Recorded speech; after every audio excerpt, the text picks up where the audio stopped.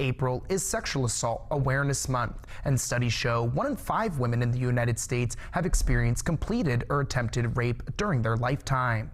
One Parkersburg woman is sharing her story, not just of what happened, but of how she is overcoming.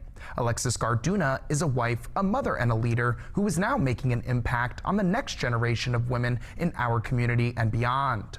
Her story as a survivor starts at the age of 3, and the moment she says should have ruined her life came at 18.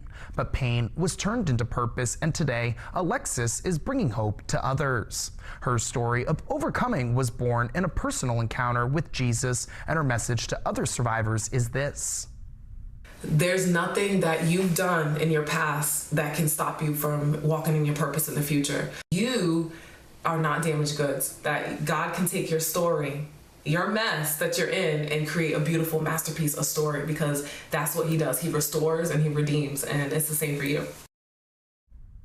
Alexis is now helping other women in the MOV and beyond find their voice again. Our Megan Marshall will have Alexis's full story later tonight.